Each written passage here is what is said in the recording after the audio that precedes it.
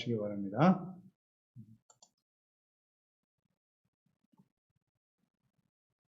네, 오늘 함께 봉독한 말씀 마태복음 18장 15절에서 20절 말씀 중심으로 범죄한 형제에 대한 올바른 태도, 이런 제목으로 함께 은혜를 나누겠습니다. 이제 구원받은 하나님의 자녀들이 모여있는 교회, 그 교회가 100명이 모이는 교회와 10,000명이 모이는 교회 중에 어떤 교회가 세상에 선한 영향력을 미치면서 하나님의 나라를 확장하는 일에 더 많이 쓰임받을 수 있을까요? 혹은 한 작은 회사의 직원으로 일하는 성도와 대기업의 대표로 일하는 성도 중 누가 더 큰 일을 하며 주님께 쓰임받는 사람이 될 수 있을까요? 이 질문의 정답은 교회의 숫자와 크기 혹은 세상에서의 직위와 상관이 없다입니다. 교인의 숫자와 크기, 세상에서의 명예와 지위보다 더 중요한 것은 그리스도의 몸인 교회와 영적인 그 건강이 중요합니다. 교회와 성도들의 영적인 건강이 중요합니다. 교인의 숫자가 아무리 많더라도 교회를 구성하고 있는 성도들이 영적으로 건강하지 못하다면 세상에 선한 영향력을 줄 수가 없는 것입니다. 아무리 세상에서 부와 명예를 가진 사람이라도 영적으로 건강하지 못하다면 아무 일도 할 수 없을 것입니다. 그렇습니다. 이 교회와 성도들은 그 어느 것보다도 영적 건강이 매우 중요한 것입니다. 그리스도의 몸인 교회가 영적으로 건강하기 위해서 필요한 것이 바로 권징입니다. 이 권징이라고 하는 단어는 권할 권자와 혼날 혹은 징계할 징자의 합성어죠. 그러니까 죄와 잘못에 대해서 권면하고 바로잡아주고 듣지 않으면 징계하는 것이 바로 권징입니다. 가정에서 자녀가 상습적으로 친구들과 싸우거나 혹은 도둑질을 한다면 야단을 치고 징계해서라도 바로잡아 주어야 할 것입니다. 하나님의 자녀들이 모여있는 그리스도의 몸인 교회 안에서도 하나님의 자녀답지 못한 행동과 끊임없이 악을 행한다고 할 때에 그들을 그대로 내버려 두면 안 됩니다. 권면하고 책망하고 바로잡아 줄 때 비로소 건강한 영적 성장을 이루게 될 것입니다. 그래서 권징하지 않고 방치하게 되면 악을 행할 뿐만 아니라 본인뿐 아니라 교회 안에 다른 성도들에게도 영적으로 나쁜 폐해를 끼치게 되는 것이죠. 더 나아가서 사회에도 악한 영향을 주게 되는 것입니다. 그러나 현실적으로 교회가 성도의 죄에 대해서 권면하고 책망하게 되면 즉시 다른 교회로 가버리죠. 다른 교회에서는 권징의 대상이 되는 성도를 무조건 환영하며 받아들이기 때문에 교회가 권징을 행하지 못하게 되는 것이죠. 그래서 교회가 영적으로 건강하지 못하고 세상에서도 선한 영향력을 주기보다는 오히려 나쁜 영향을 주고 있는 것이 현실입니다. 16세기 종교개혁자였던 존 칼빈은 권징의 중요성에 대해서 다음과 같이 말했습니다. 권징은 그리스도의 교훈과 말씀을 버리고 죄악을 행하는 성도들을 억제하며 길들이는 굴레와 같다. 또 나태하고 세속적으로 부패한 성도들을 거룩한 하나님의 자녀와 참된 그리스도인으로 일깨워 주도록 징벌하는 하나님 아버지의 채찍과 같다라고 말했습니다. 그러므로 그리스도의 몸인 교회에서 하나님의 거룩한 이름을 욕되게 하는 일이 없도록 하기 위해서 빛과 소금으로 하나님의 영광을 위한 사명을 잘 감당하기 위해서라도 권징은 매우 필요하고 중요한 것입니다. 이는 예수님의 말씀과 가르침에 근거한 것입니다. 오늘 본문 말씀은 예수님께서 교회 안에서 범죄한 형제를 어떻게 권징해야 하는지에 대해서 잘 말씀해주고 계십니다. 그 첫째로 범죄한 형제를 방관하거나 포기하지 말고 바로 잡아 주어야 한다는 것이죠. 15절 말씀에 내 형제가 죄를 범하거든 가서 너와 그 사람과만 상대하여 권고하라. 만일 들으면 내가 내 형제를 얻을 것이요 말씀하셨네요. 그러니까 교회 안에서 하나님의 자녀인 형제와 자매들, 그 지체들 중에 범죄하는 일이 있을 때 어떻게 해야 하는가에 대한 가르침입니다. 내 형제가 죄를 범하거든. 그러니까 예수 그리스도를 믿고 은혜로 죄사함 받고 의롭다함을 얻은 하나님의 자녀들이라고 할지라도 계속해서 범죄할 수밖에 없는 연약한 상태에 있습니다. 죄를 범하지 않는 사람은 아무도 없습니다.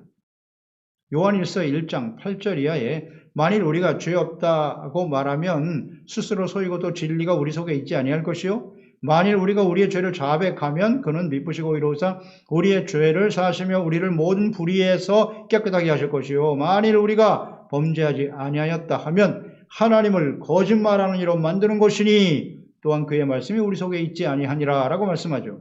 누구나 범죄할 수 있기 때문에 형제가 범죄하는 일에 대해서 형제만 심각한 범죄를 한 것으로 여기고 정죄하고 비판하는 사람이 되어서는 안 됩니다. 오히려 범죄하는 그리스도인 형제 자매들을 보면서 먼저 자기 자신도 그와 같은 죄를 범하고 있지 않는지를 겸손히 살피는 자들이 되어야 합니다. 갈라디아서 6장 1절에 말씀하죠. 형제들아 사람이 만일 무슨 범죄한 일이 드러나거든 신령한 너희는 온유한 심령으로 그러한 자를 바로잡고 너 자신을 살펴보아 너도 시험을 받을까 두려워하라 말씀하고 있습니다. 범죄한 형제와 지체들을 보게 될 때 먼저 온유한 심령으로 자기 자신을 살펴보고 죄가 있다 하면 먼저 하나님 앞에서 자백하고 용서받은 후에 온유한 마음으로 형제와 지체들을 대해야 하는 것입니다. 형제의 눈에 있는 티를 빼기보다는 자신의 눈에 있는 들보를 먼저 빼라고 주님께서 가르쳐 주신 대로죠. 그래서 이 권징에 대한 예수님의 가르침, 오늘 본문 말씀을 우리가 잘 배우고 또 실천해야 할 것입니다. 그 첫째는 권징의 구체적인 방법이에요. 단계를 말씀하고 있습니다. 첫 번째 단계는 1대1로 만나서 권고하라는 것입니다. 가서 너와 그 사람과만 상대하여 권고하라.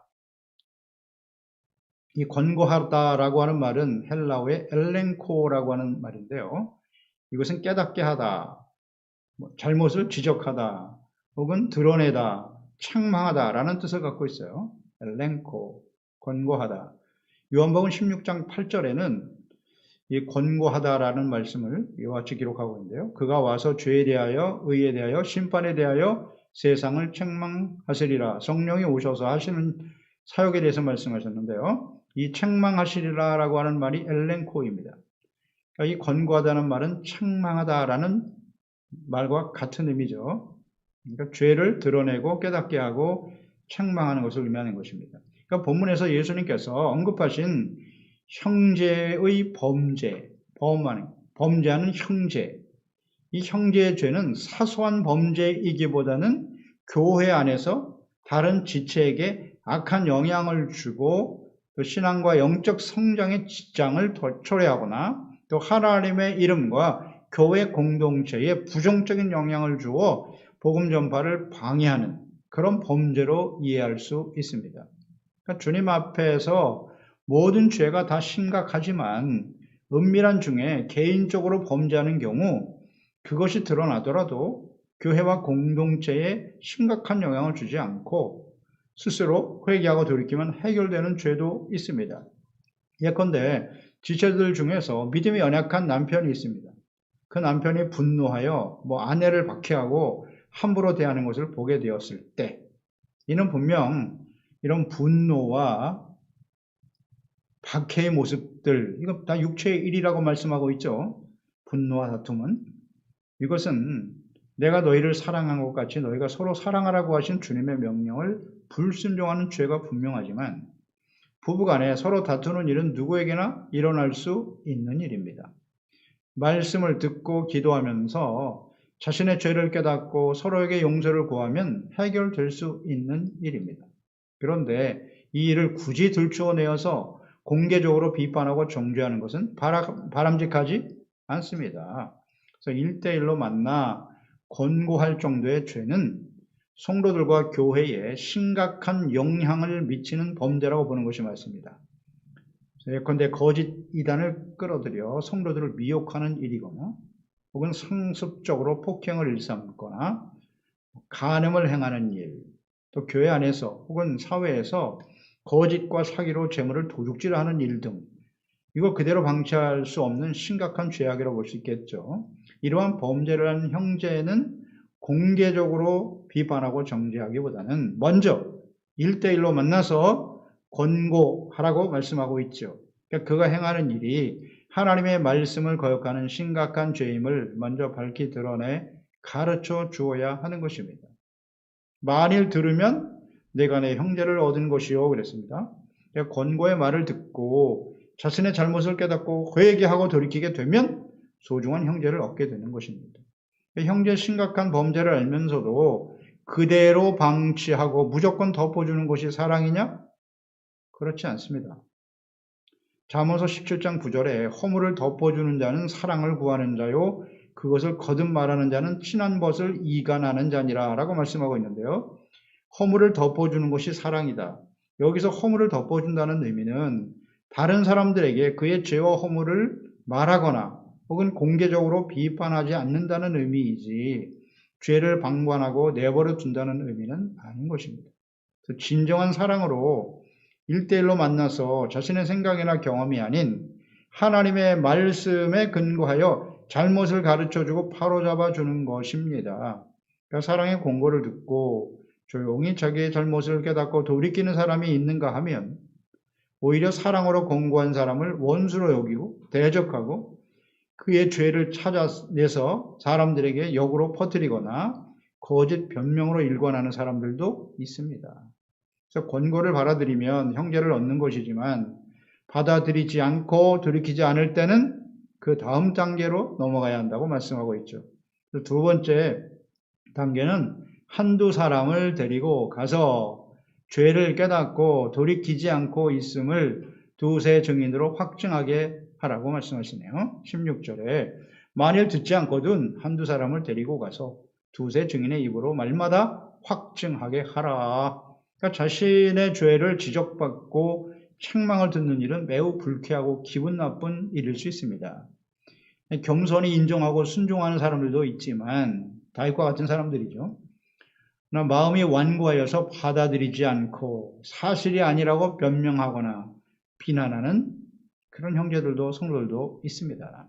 그러니까 이러한 경우 한두 사람의 증인과 함께 동행하여 재차 권고하라고 말씀하십니다. 이렇게 하시는 이유는 형제의 죄에 대해서 권고하는 한 사람만이 아니라 여러 증인들이 있으며 또 함께 사랑으로 염려하고 그 사람을 돕기를 원하고 있음을 알리기 위해서입니다. 그러니까 권고하는 한 사람이 어떤 개인적이고 주관적인 판단이라는 생각이 아니라 증인들이 함께 동행하는 거예요. 그의 죄에 대해서 객관적인 시각을 갖도록 하기 위해서입니다.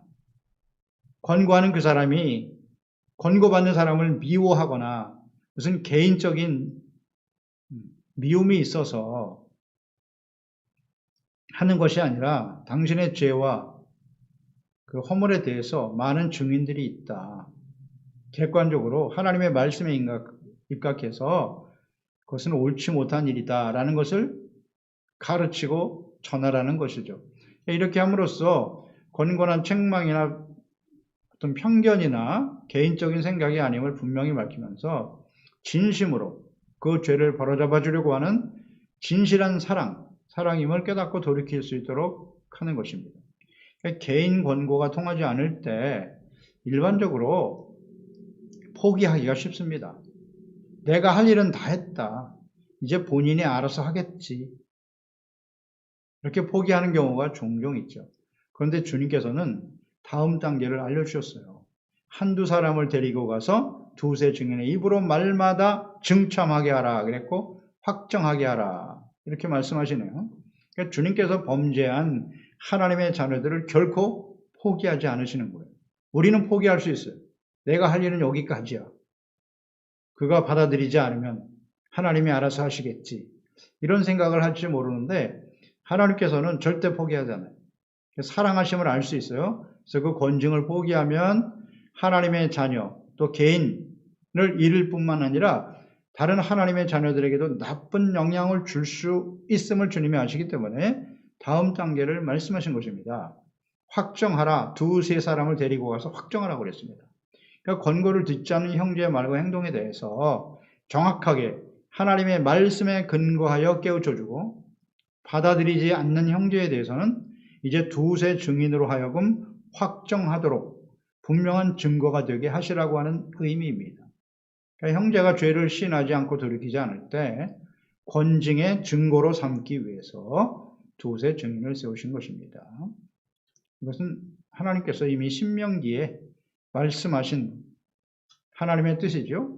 신명기 19장 15절 17절에 사람의 모든 악에 관하여 또한 모든 죄에 관하여는 한 증인으로만 정할 것이 아니요 두 증인의 입으로나 또는 세 증인의 입으로 그 사건을 확정할 것이며 라고 말씀하셨어요.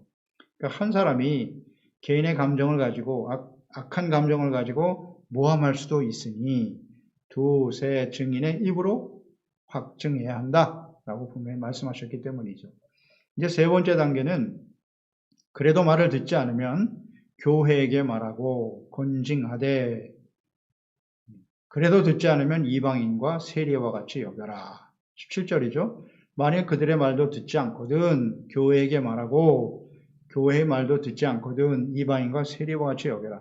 그러니까 두세 증인들 앞에서도 자신의 죄를 인정하지 않고 돌이키지 않을 때 그 마지막 단계입니다. 교회에 말하라. 교회에 말한다라고 하는 의미는 일단 목회자에게 말해야 되겠죠. 그리고 목회자는 교회의 그 당회나 재직회의 등이 있을 텐데 거기서 이제 심의를 하고 거쳐서 결과를 공개하는 겁니다. 성도들에게 공개하고 하나님의 말씀에 근거하여 권징하되 그래도 듣지 않으면 이방인과 세리와 같이 여겨라 라고 말씀하고 있죠. 그러니까 목회자는 범죄한 형제들, 교회 지체들, 성도들을 바로잡기 위해서 마지막까지 최선을 다해야 하는 것입니다.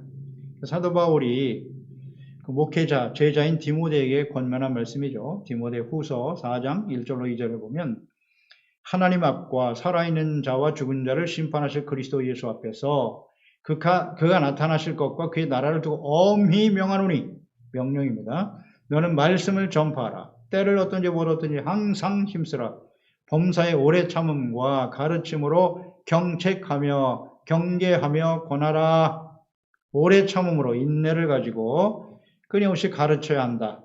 하나님의 말씀을 가르치되 경책하고 경계하며 권하라 그랬어요. 이 경책하다라고 하는 이 말, 이 경책하다라고 하는 말이 오늘 15절 말씀에서 우리가 보았죠. 권고하다라고 하는 이 엘렌코입니다. 헬라어의 엘렌코. 그러니까 엘렌코가 권고하다는 말도 되고 경책하다라고 번역을 하기도 했는데요. 경책하다라고 하는 우리말의 사전적 의미는 정신을 차리도록 꾸짖는다는 것이거든요. 경책하라. 정신을 차리게 하라는 것이죠. 이게 권고하다는 말과 같은 의미로, 같은 헬라어 단어로 사용되었다는 것이죠. 권고, 경책. 그러니까 이 헬라어 엘렌코는 이제 그 사용되는 범위를 보면 그 법정에서 유죄 판결을 내릴 때 이게 엘렌코이거든요. 유죄 판결. 그러니까 유죄 판결을 통해서 죄를 깨닫고 그 대가를 치르게 한다는 의미를 갖고 있어요. 이 엘렌코. 경책하다, 권고하다는 말은요. 그러니까 책망, 훈계 이런 의미인데 이 목회자가 마땅히 해야 할 일이 뭐냐? 바로 이 경책이라는 겁니다.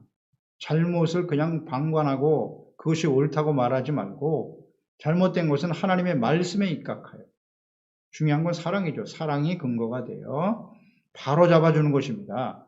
꾸짖어 바로잡아주는 것 이것이 곧 하나님의 말씀에 나타난 주님의 뜻이 아니겠습니까? 그 목회자가 말씀을 통해서 책망과 교훈, 의로 교육하는 일에 힘쓰지 않으면 하나님의 자녀들이 죄를 버리지 않고 그 결과는 사망과 멸망의 길로 가게 된다는 것입니다. 디모데후서 3장 16절 17절 말씀입니다. 성경은 하나님의 영으로 감동된 것이다. 하나님께서 영으로 감동되어 기록된 것이 성경인데 기록하신 목적이 책망, 교훈, 바르게 함과 의로 교육하기에 유익하고 하나님의 사람으로 온전케 하며 선을 행할 능력을 갖추게 하려 하심이라 하셨어요. 성경을 기록하신 목적, 성경을 기록하신 목적이라고 하는 것은 성경은 하나님의 말씀이시잖아요. 하나님께서 누구에게? 하나님의 자녀와 백성들에게 하신 말씀입니다. 그것이 성경이죠. 그러니까 하나님이 하신 말씀의 뜻이 뭐다? 목적이 책망, 교훈, 바르게 함과 의로 교육하기 위해서 하나님의 자녀들에게 주신 말씀인 것이죠. 그러니까 목회자는 하나님의 말씀을 가르치고 증거하는 사람입니다. 그러니까 하나님의 말씀을 기록하신 하나님의 뜻, 하나님의 마음을 가지고 그대로 그 말씀에 근거하여 가르치고 권면하는 거예요. 그것이 경책, 경계, 권고입니다. 이것을 끊임없이 계속해야 한다는 것이에요. 힘써라 그랬으니까요. 이것이 이제 권징입니다. 권고하고 때로는 잘못하면 바로 잡아주는 것이죠. 권징 혹은 칠이라고 하는 것이죠. 목회자가 반드시 해야 할 일입니다. 디모데전서 5장 20절에도 보면 범죄한 자들을 모든 사람 앞에서 공개적으로 범죄한 자들을 꾸짖어 나머지 사람들로 두려워하게 하라. 권징하게 하시는 목적이에요. 하나님의 뜻이죠. 그러니까 징계하고 치리하고 권징하는 목적이 범죄한 본인이 죄를 깨닫고 버리고 용서받고 의로운 하나님의 자녀로 회복되도록 돕기 위한 것이고 나머지 사람들로 하여금 죄를 두려워하게 하기 위해서 같은 죄를 범하지 않도록 하기 위해서 권징을 행하는 것입니다. 그러나 실제로 현실적으로 보면 오늘날 이것이 어떻게 적용이 되는가 하면 교회 안에서 당회 혹은 재직교회를 통해서 주님의 가르침을 따라 권징을 공적으로 집행하게 되는데요. 그래서 일정 기간 근신하게 하는 것이죠. 혹은 성찬을 금지시키는 경우도 있고요. 혹은 직분자인 경우에는 직분을 내려놓게 하거나 대표 기도에서 제외시키는 징계를 행하기도 합니다. 그러니까 성경 말씀을 묵상하면서 선포되는 하나님의 말씀 속에서 책망과 경책의 말씀을 듣고 돌이키는 것, 이것이 사실 어떤 면에서는 가장 바람직하죠. 교회 안에서 이렇게 권징을 당한다고 했을 때 그 권징을 받아서 겸손히 일정 기간 스스로 죄를 자책하면서 묵묵히 하나님 앞에서 자신을 바로잡는 사람이 과연 얼마나 될까요? 교회에서 이런 권징을 행하면 즉시 교회를 떠나버리고 말걸요. 대부분의 사람들은 떠나요. 그걸 받아들이기가 쉽지 않죠. 그렇기 때문에 교회 안에서 목회자와 또 재직들이 성도 하나 다른 교회로 갈까봐 권징을 못하는 것입니다. 할 수가 없어요. 그러므로 가장 좋은 방법은 성경 말씀을 묵상하면서, 그러니까 하나님의 말씀을 가르치는 목회자도 하나님의 말씀을 그대로 있는 그대로 전해야 돼요. 성도들이 시험 들까봐 하나님의 말씀을 왜곡하면 안 됩니다. 있는 그대로 책망, 경책, 권고의 말씀을 해야 합니다. 그리고 성도들 역시도 그 하나님의 말씀이 나에게 주시는 하나님의 말씀이다 생각하고 겸손히 받아들이고 돌이키면 되는 것이에요. 매우 중요합니다. 그래도 듣지 않으면 어떻게 된다? 이방인과 세리같이 여겨야 된다는 것입니다. 그러니까 마지막 단계의 권징이 출교입니다. 출교. 이방인과 세리같이 여겨라. 그건 믿지 않는 사람과 같다는 거예요. 하나님의 자녀가 아닌 이방인과 같이 여기라는 거예요. 하나님이 없는 사람이구나. 저 사람이 가지고 있는 믿음은 진실하지 않다라고 선포해버리는 거예요. 당신은 그리스도인이 아니야. 어떤 면에서 보면 출교를 의미하는 것인데 교회 일원으로서의 자격을 박탈하는 거예요. 교회 안에서 추방시키는 거예요. 이게 마지막 출교의 권징이에요. 권징. 그러니까 이는 분명 예수님의 가르침이거든요. 예수님이 이렇게 하라고 말씀하셨어요. 또 더 나가서 예수님 이전에 하나님의 말씀에 근거한 것입니다. 역시 모세오경이죠. 모세오경은 하나님께서 그의 백성, 구원받은 하나님의 자녀와 백성들을 향한 하나님의 뜻, 명령입니다. 법이에요, 법. 거기에 하나님의 마음과 뜻이 그대로 다 들어있어요. 그 하나님의 말씀과 뜻이 모든 시대에 모든 하나님의 자녀 백성들에게 그대로 적용이 되는 거예요. 그 하나님의 말씀을 한번 볼까요? 레위기 22장 1절로 3절에 보면 여호와께서 모세에게 말씀하여 이르시되 아론과 그의 아들들에게 말하여 그들로 이스라엘 자손이 내게 드리는 그 성물에 대하여 스스로 구별하여 내 성호를 욕되게 함이 없게 하라.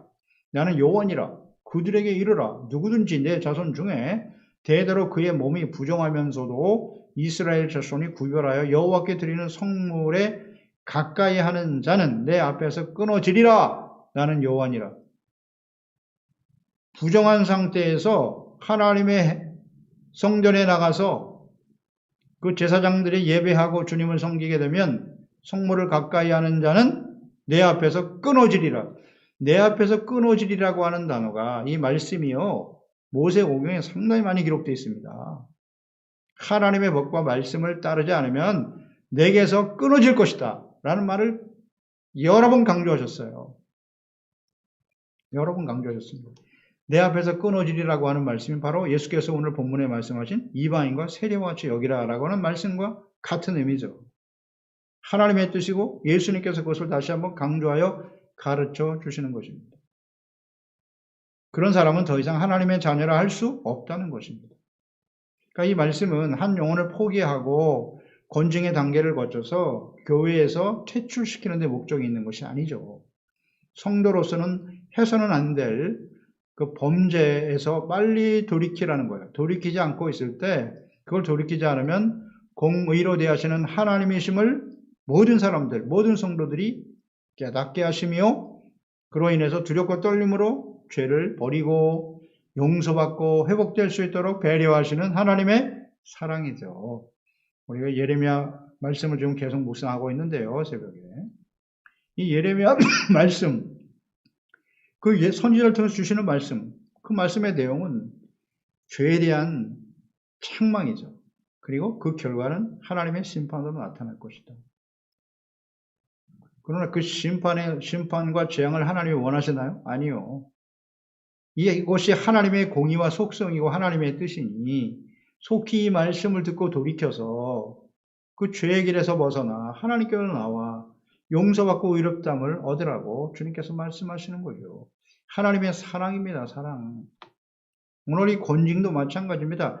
하나님의 사랑, 그 사랑에 근거하여 속히 하나님의 말씀, 자신의 죄와 잘못을 책망받고 이렇게 권징을 당할 때 겸손히 돌이켜 하나님 앞에 용서받을 수 있는 기회가 되라고 말씀하시는 것입니다. 하나님께서 성경에 보면 권징을 행하는 예가 나와 있는데요. 특히 고린도 교회에 행한 사도 바울의 권징과 치리의 말씀이 고린도전서 5장에 나와 있습니다. 고린도 교회는 문제가 많은 교회죠. 많은 교회입니다. 사분 오요라는 교회였고 너무나 많은 은혜를 받은 교회였지만 서로 갈등하고 싸우고 다투고 심지어는 그 교회 안에 음행을 행하는 자들도 있었다는 거예요. 그래서 5장 1절 이하에 보면 너희 중에 심지어 음행이 있다 함을 들으니 그런 음행은 이방인 중에도 없는 것이다. 누가 그 아버지의 아내를 취하였다는도다. 그리하고도 너희가 오히려 교만해져서 어찌하여 통한이 여기지 아니하고 그 일 행한 자를 너희 중에서 쫓아내지 아니하였느냐? 강하게 말하죠. 쫓아내지 않았다고. 내가 실로 몸으로는 떠나 있으나 영으로는 함께 있어서 거기 있는 것 같이 이런 일을 행한 자는 이미 판단하였노라. 주 예수의 이름으로 너희가 내 영과 함께 모여서 우리 주 예수의 능력으로 이런 자를 사탄에게 내어주었으니 이는 육신은 멸하고 영은 주 예수의 날에 구원을 받게 하려 함이라. 이렇게 강하게 음행을 행하는 자는 권징하고 치리하는 것이 비록 육체적으로는 죄로 인해서 사망에 처할 수밖에 없는 자이지만 그를 통해서 그 영은 주 예수 날에 주 예수님의 날에 구원을 받게 하려고 하는 것이다. 이어서 11절 13절에 보면 이제 내가 너희에게 쓴 것은 만일 어떤 형제라 일컫는 자가 음행하거나 탐욕을 부리거나 여기 구체적으로 나와 있습니다. 음행, 탐욕, 우상숭배를 하거나 모욕하거나 술 취함도 여기 들어있네요. 속여 빼앗거든 사귀지도 말고 그런 자와는 함께 먹지도 말라 함이라. 밖에 있는 사람들을 판단하는 것이냐? 내게 무슨 상관이 있으려마는 교회 안에 있는 사람들이야 너희가 판단하지 아니하랴. 밖에 있는 사람들은 하나님이 심판하시려니와 이 악한 사람은 너희 중에서 내쫓아라. 아주 강력하게 단호하게 말하고 있죠. 고린도 교회. 사도 바울 오늘 시대 교회에 주신 주님의 말씀이죠. 그러니까 권징은 첫 단계부터 마지막 단계까지 형제를 진정으로 사랑하고 영적 회복을 위해 시행하는 것입니다. 그래서 심각한 죄를 눈 감아주고 방치하는 것은 진정한 사랑이 아닙니다. 근본적으로 형제를 얻을 수 없기 때문에 주님의 가르침을 따라 권징해야 하는 것이죠. 그러니까 권징의 신실한 실행에는 한 영혼에 대한 진실하고 간절한 사랑의 마음이 담겨져 있어야 합니다.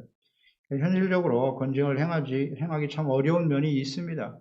그렇기 때문에 하나님의 말씀을 통해서 책망, 교훈, 바르게 함으로 교육되어지고 하나님의 사람으로 온전하게 되어지는 것이 지혜로운 것이죠. 그건 두 번째로 진실한 권징으로 주께서 임하시는 교회를 거룩하게 보존해야 한다는 거예요. 권징으로 교회를 거룩하게 보존해라. 18절 19절이죠. 진실로 너희에게 이르노니 무엇이든지 너희가 땅에서 매면 하늘에서도 매일 것이고 무엇이든지 땅에서 풀면 하늘에서도 풀리리라. 진실로 다시 너희에게 이르노니 너희 중에 두 사람이 땅에서 합심하여 무엇이든지 구하면 하늘에 계신 내 아버지께서 그들을 위하여 이루게 하시리라. 너희가 땅에서 매면 하늘에서도 매고 풀면 풀린다. 이 말씀의 의미는 예수님을 따르는 제자들과 교회에게 맡겨주신 복음 전파를 통해 구원 얻게 하는 사명과 권한을 의미하는 말이지만 오늘 본문에서는 매고 푼다는 의미는 면제의 뜻으로 말씀하신 거예요. 만일 교회가 매고 푸는 일, 즉 권징과 용서와 회복을 분명히 하지 못하면 교회와 그리스도인들은 세속화될 것이고 자신뿐만 아니라 주께서 맡기신 사명을 감당하지 못하는 룰을 범하게 되는 것이다. 이것을 경고하고 있는 말씀입니다. 이것을 잘 실천하라는 거예요. 권징과 그 말씀을 듣는 자들은 책망을 듣는 자들은 회개하고 용서받고 의롭다함을 회복해 가야 한다. 그래서 19절 말씀에 진실로 다시 너에게 이르노니 너희 중에 두 사람이 땅에서 합심하여 무엇이든지 구하면 하늘에 계신 내 아버지께서 그들을 위하여 이루게 하시리라. 말씀을 잘 묵상해야 되는 우리가 이 말씀 잘 알고 있죠. 이 권징의 말씀과 연결해서 묵상되어져야 한다는 거예요. 주님께서 그런 맥락 속에서 이 말씀을 하고 계시는 거예요. 너희 중 두 사람이 땅에서 합심하여 무엇이든지 구하면 하늘에 계신 내 아버지께서 이 그들이 누군가를 잘 주목해야 합니다. 이루게 하신다. 이 그들은 어떤 사람일까요? 또 두 사람이 땅에서 합심하면 무조건 하나님이 다 들어주실까요? 합심기도 좀 중요하죠. 마음을 같이하여 기도하는 것인데. 그러니까 땅의 문제를 먼저 해결해야 돼요. 그리고 기도할 때 그들의 기도를 하나님께서 응답해 주실 것이다 라고 하는 의미예요. 즉 올바른 권징을 통해서 하나님의 자녀들이 죄를 버리고 의와 거룩함을 지켜가는 일에 힘쓰고 그러한 하나님의 자녀들 두 사람이 합심으로 기도할 때 하나님께서 그들을 위해서 응답해 주신다. 죄를 짓지 않는 사람은 아무도 없습니다. 우리가 예수 그리스도를 말미암아 의롭다함을 얻고 하나님의 자녀가 되었지만 우리가 완벽합니까? 그렇지 않죠. 끊임없이 범죄할 수밖에 없다는 것을 인정하고 하나님의 말씀을 통해서 책망과 교훈을 받아들여야 한다는 거예요. 그리고 진실한 마음으로 주님께 자복하고 회개하고 용서받고 의롭다함을 얻고 이것이 온전한 예배죠. 그러한 기도를 하나님 앞에 드릴 때 예배와 기도를 드릴 때 하나님께서 들으신다는 것입니다. 교회에 나와 예배와 기도를 드리지만 하나님의 말씀으로 책망과 경책을 들으면서도 자신의 죄를 회개하지 않고 돌이키지 않는 사람들 그 수백 수천 명이 모여서 기도하는 것보다 책망과 교훈의 말씀을 듣고 스스로 자신의 잘못을 깨닫고 돌이키고 형제의 잘못을 사랑과 권면으로 바로잡아 거룩하고 의로운 하나님의 나라와 의를 먼저 구하는 일에 힘쓰는 두 사람이 합심으로 기도할 때 그들을 위해서 그들의 기도를 응답해 주시는 분이 하나님이십니다. 이 말씀을 잘못 적용하거나 이해하면 안 됩니다. 여기서 마지막 절 20절에 두세 사람이 내 이름으로 모인 곳에는 나도 그들 중에 있느니라 이렇게 거룩하고 진실한 마음으로 책망의 말씀 앞에서 죄를 버리고 의롭고 진실하고 거룩한 하나님의 자녀로 살아가는 두세 사람 그 세 사람이 모여서 예배하며 합심으로 기도할 때 하나님께서 그들 중에 함께 계신다. 이 20절 말씀도 우리가 잘 알고 적용시키려고 하는 말씀이잖아요. 두세 사람이 내 이름으로 모인 곳에는 나도 그들 중에 있다. 우리가 소수, 적은 수가 모였지만 하나님이 여기 계실 것이다. 그럴 수도 있고 그렇지 않을 수도 있는 것입니다. 이 두세 사람이 어떤 사람이냐가 중요한 것이죠. 이 두세 사람이 모인다라고 하니 그 모임 자체가 교회이거든요. 예수님의 이름으로 모인 그 모임이 교회입니다. 그러니까 하나님의 말씀 앞에서 책망과 교훈의 말씀을 듣고 돌이켜 거룩함을 지켜가는 겸손하고 정직한 하나님의 자녀들로 세워져 가는 가정, 그 가정에도 하나님이 임하여 계시는 것이고 그러한 사람들이 모인 교회에 하나님이 임하여 계시는 것입니다. 그들과 함께 계시겠다라고 하는 주님의 의지고 하나님의 뜻이 아니겠습니까? 그냥 숫자 두세 사람만 모였다고 해서 하나님이 거기 계시는 것은 아니라는 거예요. 이 말씀의 의미를 바르게 깨달아야 합니다. 이 사람들이 어떤 사람들이냐는 거예요. 그냥 사람 숫자만 많이 모이면 하나님이 거기 계실까요? 아니요. 권징을 바르게 행하고 영적으로 건강하고 그 말씀 앞에서 책망을 듣고 진실한 말 다윗과 같이 주여 제가 잘못했습니다. 저를 불쌍히 여기서서 통의하고 자복하는 신실한 예배자, 그런 사람들이 모인 교회에, 그런 사람들이 모인 가정에 하나님이 함께 계시겠다고 하는 의미 아니겠습니까?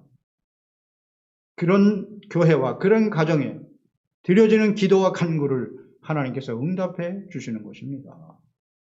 이것이 우리를 구원하신 하나님의 뜻이고 교회를 세우신 하나님의 뜻이요 목적이 아니겠습니까? 이 땅에 오늘날 코로나19로 인해서 지구촌의 모든 사람들이 이 질병 하나 극복하지 못하고 절망 가운데 고통하고 있습니다. 이때 우리가 해야 할 일이 무엇입니까? 그냥 사람들이 많이 모여서 예배만 드리면 되는 것입니까? 아니요. 이 말씀의 의미를 바르게 이해해야죠.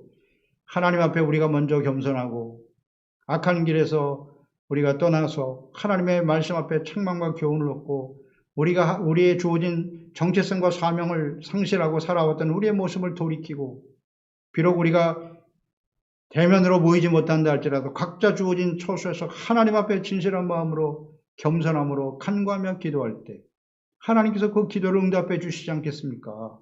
그래서 가정을 회복시켜 주시고 교회와 우리 성도들의 심령을 회복시켜 주시고 이 땅에 고통받는 모든 사람들을 위해 진실로 기도할 때 그런 기도를 하나님이 들어주시는 것 아니겠습니까?